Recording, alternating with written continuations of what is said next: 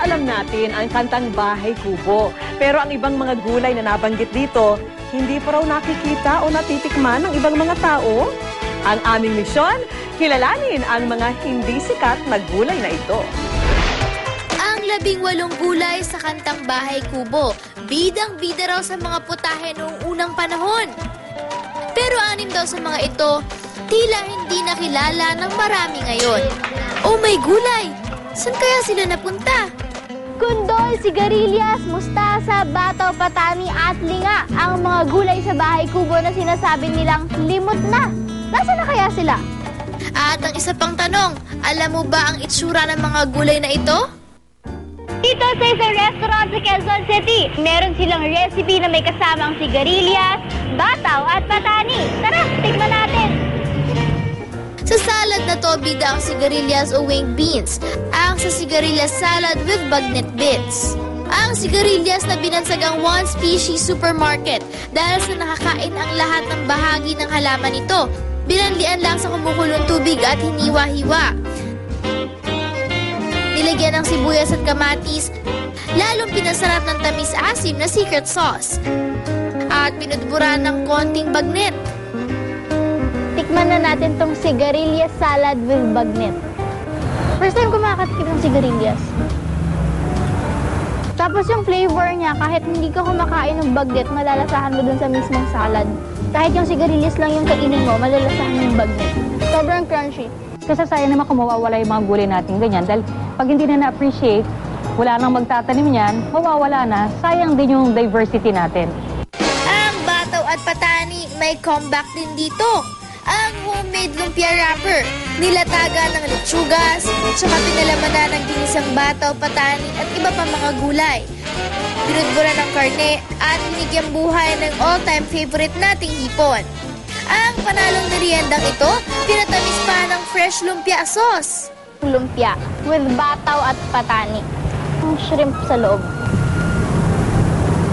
Kapag kinain mo yung shrimp with the sauce and the gulay, malalasahan mo sila lahat. Hindi yung shrimp lang yung malalasahan mo.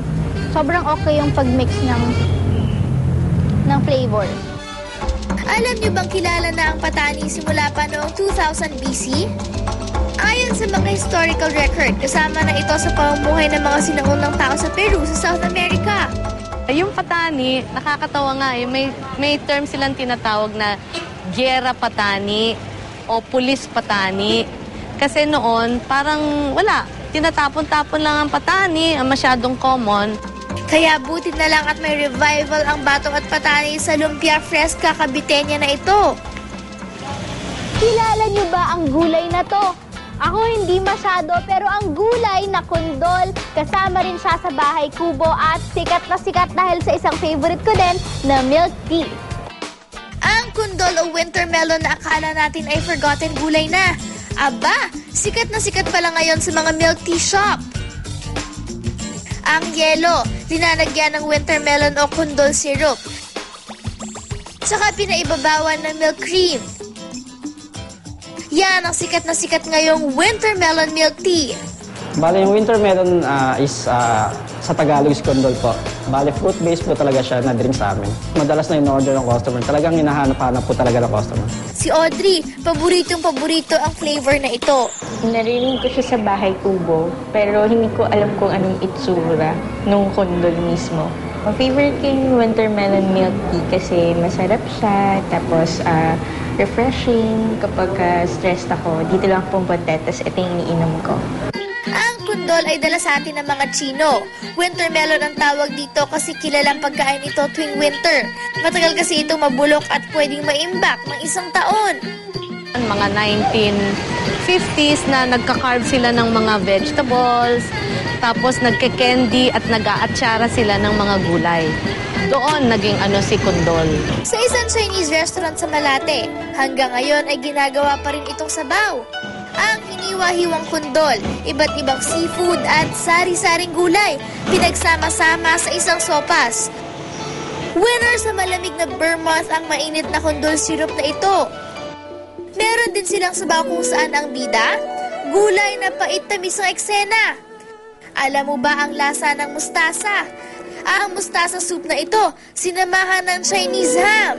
Ang naging reyna ng kapaitan, ang palaya. Yun ang nakilala. Although ang mustasa, hindi masyado, except sa Chinese na naman. Ang Chinese na si Linda, suki ng mga sabaw na ito. Yung winter melon, lasa niya, singkamas o either yung labanos. Yung mustasa, pag kinain mo, medyo pait, pero ang tamis niya, parang ng carrots. Ang linga naman, nasa paligid-ligid pa rin. Hindi lang madalas mapansin, pero ang linga o sesame seeds, madalas pa rin natin makikita sa mga monay at buchi. Food evolves, ika nga. Pero sana hindi natin makalimutan ang mga gulay na kinakanta natin simula ng mga bata pa tayo. Sana patuloy natin silang kainin.